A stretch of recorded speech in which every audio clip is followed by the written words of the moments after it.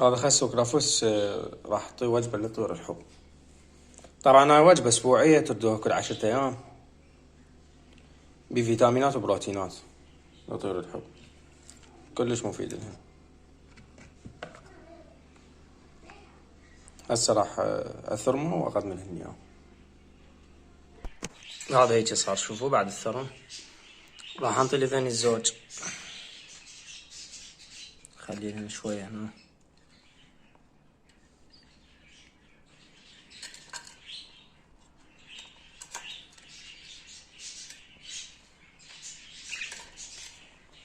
لأن يساعدنا فراغ دي زقن.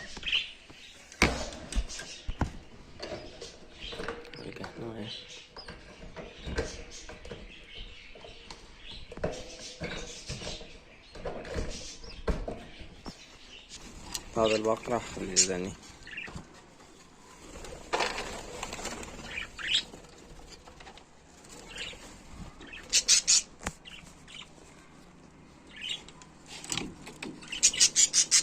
شباب رجعت وياكم، جبت لكم هدية بسيطة للقناة، كلش بسيطة همينة، بس هي شفتن والله بالسوق وجبتن، ولا انا راحن من عندي يعني. ذيك الوجبة تعرفون كان، هسه تعرفون شنو ذني. بعد ما اعرف يعيشن، ان شاء الله يعيشن نقول. داي جبت ذني الصيصان كتاكيت. الله، طبعا بعدن طيور عمرهن يوم او يومين. شوفوا كلش صغار بعدن. والله هيك جبتن. تعرفون دجاج بعتن، هسه دجاج ما عندي، فلقيتن بالسوق هسه وجبتهن. ان شاء الله يصيرن. هاي جبت 6. شوفوا هاي 6، يعني شوية تعبانات انا قلتلكم. خذتن سعر رخيص همينه. هيك صارن ما صارن الحمد لله، بس ان شاء الله يصيرن.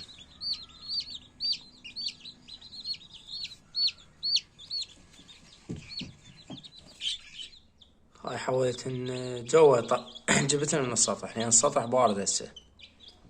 انا عندي فارغة هن بصف الخانة مال الطيور، خانة فارغة صغيرة، بس الجو بارد وبعدهن عمرهن كلش صغير، فخليتهن جوا هسه حاليا، يعني مو بالسطح.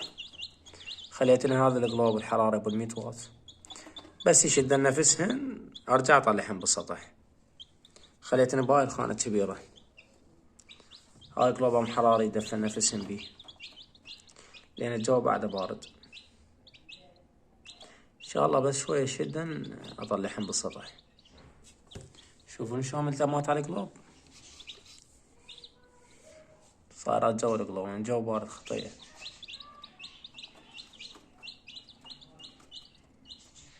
رجعنا لكم شباب. طبعا ما شاء الله الطيور كلها راحت، بقى بس دني ال4 7 كلهم راحن دني كنا. هاي الطيرة عافة البيض مالتها، قلت لكم بيضة مال دجاج شادة، بس عافة البيض. هاي الطيرة وفحلوا. هذا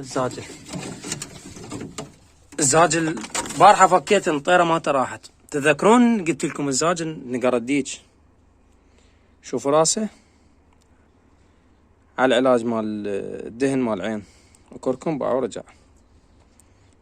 كان محفر الجلد ماله، باع ورجع وطلع ريش. العلاج فاد وياه.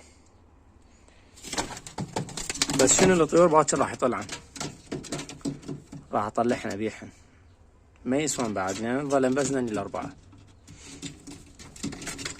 باكر اطلعهن، اذا بعتهن جوز اجيب سمون بدالهن.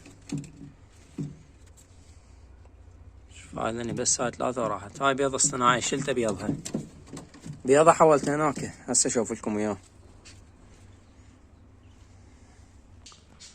ما شاء الله ذني الزوج وصلن 3 فرخات فوق قسم. بقت بيضة الرابعة منقرة، يعني اليوم تطلع بعد الحمد لله. هاي 3 فرخات وبين واحد عيون حمر. هذا اصغر واحد، هذا الجواب صف البيضة، هذا عيون حمر طلع. وهاي اخر بيضة الرابعة منقرة. مال ذني الزوج. بس يكملن التفقيس والأفراخ يكبرن أو حولن بالتربية الجماعية.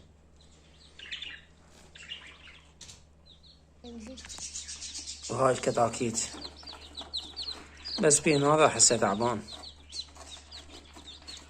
شوفوا أحسه تعبان. هاي البيضات حاولت هنا جوا القلوب. أنا أعرف الطريقة ما تنجح، بس بيض شاد و حرامات عسى على هسه جربت خليت نجوا القلوب. أدري بيها طريقة فاشلة هي بس نجرب تجربة. شوفوا هنا جوا الحرارة خليتن، لأن بيض الطيور شادات وهاي البيضة شادة. عسى والعل. أنا بيض الطيور ما أهتم منه، لأن من يرزقن، بس أهم شي بيضة مال الدجاج. هسه جربت هاي الطريقة، شوف شلون تصير. شوفوا هذا وضعه تعبان.